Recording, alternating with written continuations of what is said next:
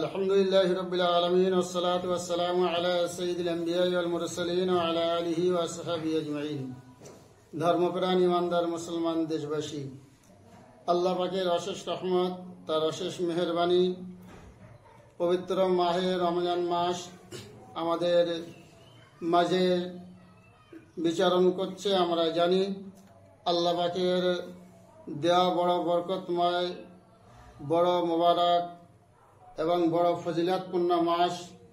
এই মাসে যেমন আমাদের উপরে রোজা রাখা ফরজ, ঠিক অনুরূপভাবে এই মাসে ফজিলাতপূর্ণ কয়েকটি বিষয় আছে।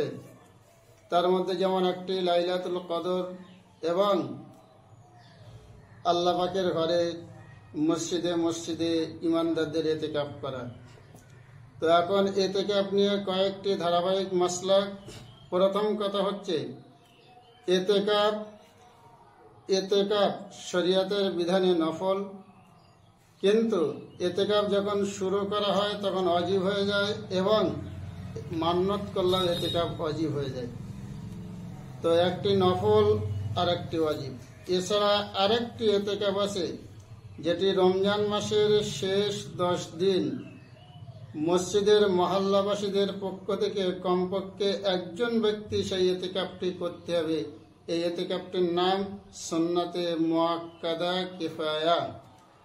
এই কিফায়ার অর্থ হচ্ছে যে মসজিদের মহল্লাবাসীদের মধ্যে কোনো একজন ব্যক্তি যদি এই এতেকাফটি একভাবে 10 দিন করে, তো সেক্ষেত্রে মহল্লাবাসী সবাই এতেকাফ না করার দায় থেকে মুক্ত হয়ে যাবে।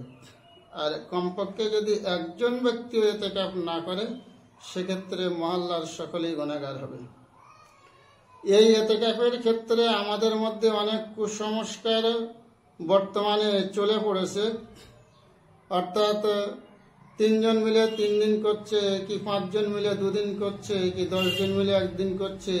কোনো কোনো জায়গাতে আবার এমন হচ্ছে যে একদিন করলে একজন ব্যক্তি একদিন করলে হয়ে যাচ্ছে।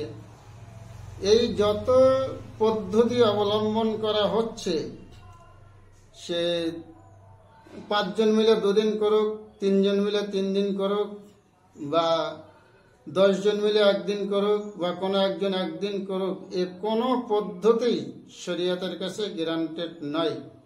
এতে সুন্নাতে মুআক্কাদা কিফায়া আদায় হবে না। সুন্নাতে মুআক্কাদা কিফায়া আদায় হওয়ার জন্য কমপক্ষে একজন ব্যক্তি টানা 10 দিন, এবং সেটা রমজান মাসের শেষ 10 দিন থাকতে হবে, এবং সেই ব্যক্তিকে রোজা অবস্থায় থাকতে হবে। তবে সুন্নাতে মুআক্কাদা কিফায়া আদায় হবে, অন্যথায় হবে না। আল্লাহ পাক আমাদের তৌফিক নসিব করে দেন সুন্নাতে মুআক্কাদা এতেকাফ আদায় করার জন্য। আমিন। ওয়া আখির দাওয়ানা আলহামদুলিল্লাহি রাব্বিল আলামিন।